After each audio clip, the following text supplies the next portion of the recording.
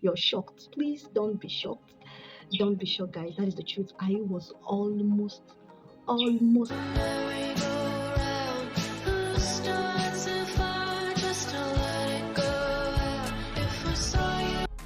Welcome back again to my wonderful channel, guys. Hi guys, welcome back again to this channel. My name is Mercy. I am so excited to have you guys in this channel. Like, seriously, according to my title for today, somebody is laughing at me. You're shocked. Please don't be shocked. Don't be shocked, guys. That is the truth. I was almost raped. Completed, guys. So that is it. This is a true life story I'm going to be sharing with you guys. I was almost raped, guys. Yes. I'll start from me being naive, being so innocent. I don't know what life was all about. I was just so free. I don't know, people can be this wicked, like wickedness in the heart of a man according to the Bible. The Bible stated that the heart of a man is desperately wicked. It was there in that act that I understand that scripture that says the heart of a man is desperately wicked. So I was almost raped according to 2019, 2020. I was in the east, in the Owerri. Yes, I was in the east. Though when I came back from the north, we were born and brought up in the north. So, but coming back to Imo State was something I never thought of. I truly don't like my experience in Imo State. I hated it, like I hated it from the bottom of my heart, guys. I truly do hate it because the environment, I don't like it based on the fact that the people in there are very much wide. Like they are wide when it comes to behavior, when it comes to upbringing. The place is not a good place for you to grow up your children. But I'm grateful. Sorry, guys. I'm grateful to God that I was born and brought up in the northern part of Nigeria. Yes, I know you can hear me well. I just said it, okay? If possible, you are like, really? Say yes. Yes. So 2020 was when this incident was about to happen in my life, or let me say, happened in my life.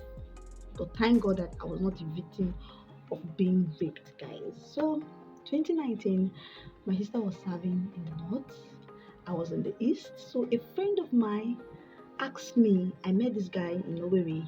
Yes, in Owerri, 2018, 2017. I met him in 2017, 2018. That was when I met this guy. So he was like, I should come to Abuja because I've never been to Abuja before. Though I went there the first time, he invited me to see his place and this and that. He said he's gonna help me, this and that that very first time. So I went because I was naive, like I said before. I don't know what life was all about. I was just so free. I was thinking people are just good, people are loving, but I don't know that was why the Bible said the heart of a man is desperately wicked, guys. So I went, fast forwarded to 2019, 2020. He invited me to come again, that he has gotten a good job, he has a very good heart, I should come and celebrate with him, this and that. I said, no problem, no problem, I'm going to come. I was just so optimistic. I truly wanted to go. I wanted to see Abuja. Like, I want to see how life was there in Abuja, guys. Okay, life in Abuja is amazing, it's very nice. You know, you being in the FCT, do you know what that means? The Federal Capital Territory of Nigeria. Correct me if I'm wrong. I was telling my mom that I want to go. My mom was like, I should go, but my dad was against it. Like, was against it. He never bought the idea. He never liked the idea, guys. So I just said, oh, let me go now as per a friend. Let me go and see this guy. Let me go and celebrate with him. He told me that he has gotten a very nice job and has a house, a very nice house. I should just come and celebrate it. So I said, okay, who am I? After all, we've been praying that people should, at least through us, people should be blessed, isn't it? So I was like, no problem, I will come. So he sent for me TP, he sent for me transportation, so I went. So when I went there, reaching down to his house, I saw his cousins, I saw his sister. You know, they are from Damaturu. Sorry to say, but I have to say it. They're from Damaturu, and I get to know the children. I get to know his cousins. You know, I stayed in the north, but the regret I have me being in the north for me not learning their language. Do you understand? So I never put interest in, though I know some few little Hausa, but I never put interest in knowing their language. Like put in my whole interest. My mom and my dad speaks Hausa very well, like fluently. They speak Hausa in everything. Like if they truly don't want to allow you to know, they don't want to make you know what they are saying, they'll just start speaking Hausa. You understand? So we the children we get to know little and little of what they are saying. So I never put in any consideration to learn that language. So those children were using Hausa to speak this and that and that and this and that. So before you know it, fast forwarded, his aunt, yes, because his aunt came with his cousin. They stayed for a while, so the aunt left back to Damaturu, and the children they were with us with him. So I was very nice with the children. We talk, we gist. I talk about a lot of things and the rest. Sometimes they take me out to his place of work. Because after office job or office work, we go out to somewhere else and get some food. We eat some food there and back. But for me, I feel he's my friend. Okay, I wasn't thinking anything bad.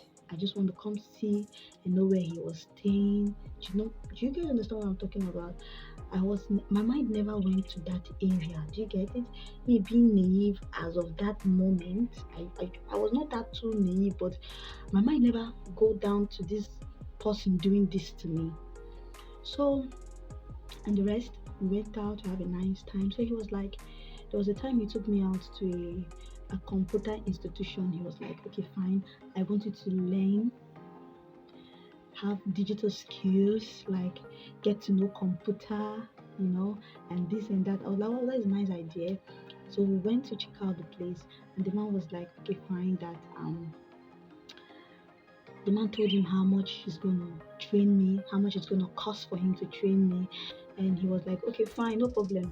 So coming back, I was like expecting him to like, okay, the next day, like go and pay this stuff. I was so excited, guys. I was truly, literally excited. I was like, this guy is really, really nice. For him to put in his best to do this kind of thing for me. That was what I thought. So the next day, he asked me to come to his room.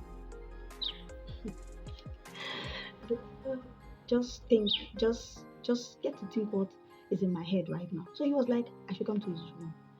I was like, your room to do what in your best? I don't sleep in his room. I sleep with the cousins in their room. So guys, he then said I should come to his room. Oh my god. I just imagine what is in my head right now. So I was like, come to your room to do what in your room. So I went to his room though. Like we had some nice talk and the rest. I went back to the cousin's room. That was just that. So 2 days later, he was like, he couldn't bear it. Like he really wanted us to be into each other. So he had to pay for his cousins, because the cousins they came for some program in the University of Abuja. So they were staying with him going to school. So he was like, he rushed and went and paid for their hostel fee, their accommodation in the university. So before you know it, the girls, because there were two girls, so the two girls left. So it was just me and him in the house, and I was scared, guys. I was very, very literally scared. So I was scared, but I wasn't showing it that I was scared. So the next day, so or was it before then? No, before then, before when those girls left. So we had some conversation, we slept, and the rest. So the next day, he then called me. We were all sleeping, so he tapped me. I looked up. So I went to his his room again. Okay, so we had some discussion because he normally come back home very late. So after we had that discussion, I went back. So the next day, guys, this one was the one that I could never thought, like I could never thought that he could do this. So he called me, I came, so we had some conversation, and before you know it, hey, he carried me up. He carried, like literally, he carried me, and this guy is very big, like me that I'm very small, like this is my small body. The guy carried me up, and I was struggling, like struggle. I told him I'm not into, I don't want. He was like, what do you mean you don't want? Do you want to tell me you've not done this before? I said I don't want, please, I don't. So he was trying to force himself on me. I said, are you trying to rape me? Because I am saying I don't want. And the last time I checked, any lady who said no and you want to force yourself on her, that is automatically you're trying to rape the lady. You're trying to rape a woman. That's what you're trying to do. And as a man, you're not supposed to do such kind of thing. That's what I told him. I said, please, just let me go. Anything you want to do for me, if you cannot do it for free and allow God to pay you, forget about it. I'm not interested. That was what I told him. He was already, everything was out, like, ah, I was like, I said, please, thank you. I don't want. Okay. So I left. I was very angry. Even he apologized. I was like, he told me sorry. I didn't even that time. I just went straight to the to the cousins room where I normally sleep with his cousins. I went there. Before I went there, I went to the bedroom. I had to shower because you know me, I'm the kind of person that any little things irritates me. So I went and I showered. Immediately I showered, guys. I could not sleep throughout the night. I was restless. I was like, so this is how a lady can just be under this place and the person will be raped just like that. I still imagine those women, those girls that was raped, those kind of things that happen to ladies, and the people, men, some men will force themselves on that lady and that they will rape that lady. So that was exactly what happened. Like he didn't he didn't enter me because I never accepted. I told him no. No matter all the juicy thing he placed it on my front, on my plate, on the table, and he told me he's gonna do this for me, he's gonna do that for me, he's gonna make this for me, he's gonna make all these things. I told him, sir, I don't want. If you cannot do it for free and allow God to bless you, me Mercy, even if other girls are doing it, I Mercy will not do it. So what he did was 2 days later, do you know what he did? He then went and brought another girl into the house. So what he told me that there are so many fishes in the river. That was what that guy said to me, that there are so many fishes in the river. That if I'm doing shakara, there's so many fishes in the river that is looking for this meat that he is offering me now. And the next day he brought a girl to the house. That was where our beefing started. I stopped talking to him. I would just do one or two, possibly lock myself in my room when he comes back because I was scared, you understand? So before you know it, he stopped allowing me to stop. He never gave me access to the room again.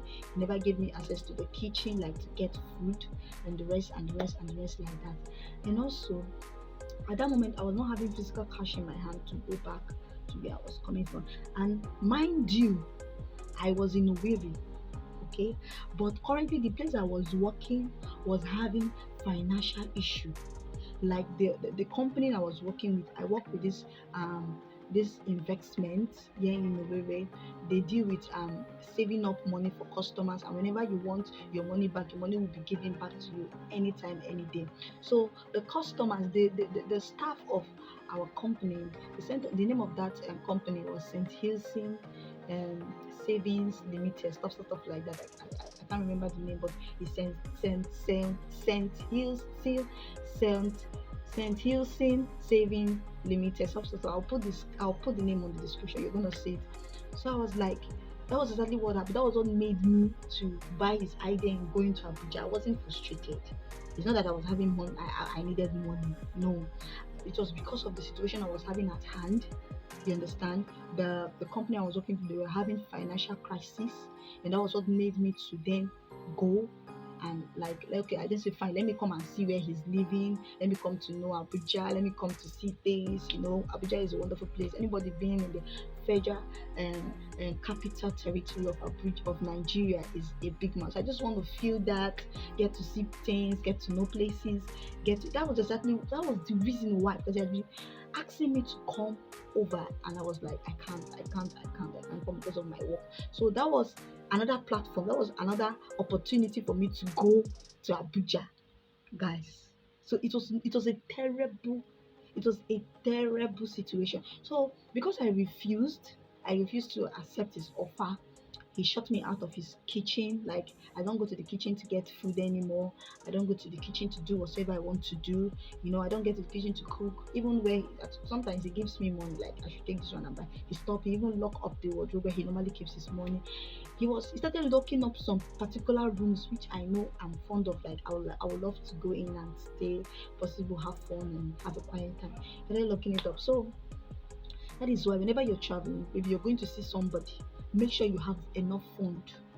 I didn't have a fund on me, like there was no dime I was holding in my hand at that moment. That was the mistake I would ever live to regret. Like going to a house or going to see someone without having my own extra cash.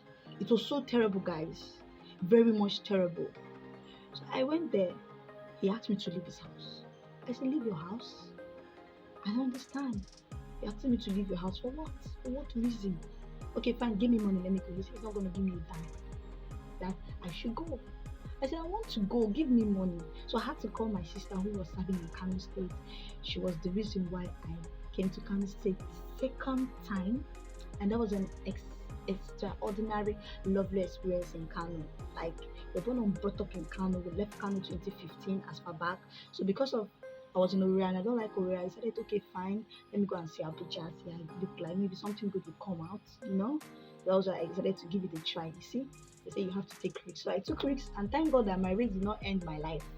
Do you understand? So whenever you're going to see someone, through my story right now, guys, try as much as you can to be very careful who you're going to see. Make sure you know the person in and out. People change, and make sure whenever you're going to see someone, make sure you have if you have fund with you, in case any pararam, you can find your way. So that was my own situation. I didn't have any money. I don't have any dime on me, no fund on me then. I had to call my sister who was serving in Kano. She was the one who sent me money to come and stay with her in Kano. Because of the situation that was happening in the place of work, the customers were coming to arrest that was the staff, because the company folded. The organ that have the company left with the money, and he never settled the customers. So the customer was not picking the staff one after the other. So I ran away. I don't want to be locked up in Kirikiri, according to Buhari. So I had to run for my dear life, my dear subscribers and viewers. So whenever you're going out, be very careful. Make sure you have fun. Make sure you trust the person. I will not advise anybody to go to a man's house. I'm sharing this thing here because I want the world to get to know, to get to understand where we are. Somebody invites you to come, you are running up and down. You want to go and see a man. He might use you for ritual. He might rape you. Nobody will question him because, number one, you don't know him too well. You're not married to him. I wasn't married to him. So I just decided to go there and say, because it's my friend, let me go and see him. And he was even telling me that if anything should happen to me, I am on my own. This is somebody I came to see you that was begging me, and he's now trying to threat. I told him, my dear, if there's nothing you can do to me, and if you try any nonsense, I will curse you, curse your generation unborn. You will never succeed in life. So that was what made him not to try it. So he asked me to go. I told him, fine. For me to go, you have to give me money for me to go back. And he said he's not giving me a dime, and he don't want to come back and see me in his house. So I have to leave. And I went. So please, guys, with this story of mine, I hope and I trust that you've learned something, a moral lesson. I just want you, as a lady, don't go to a man's house. That is why I cancel up not going to any man's house.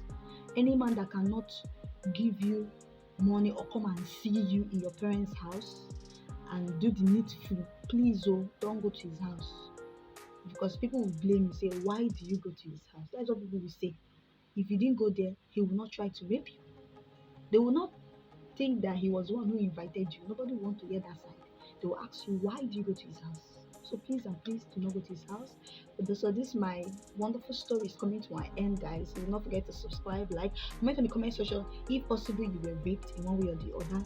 If possible, you've experienced this issue, this situation. If possible, maybe one of your friends or wherever you are inside of the world. How do you see this? Is it right for a lady to go to a man's house? Is it right for a lady to go and visit a man for the very first time? And is a far distance? Comment on the comment section. I want to really know your comment on the comment section, guys, and hopefully I will be seeing you guys on my next video. For now, take care of yourself. I love you. Bye.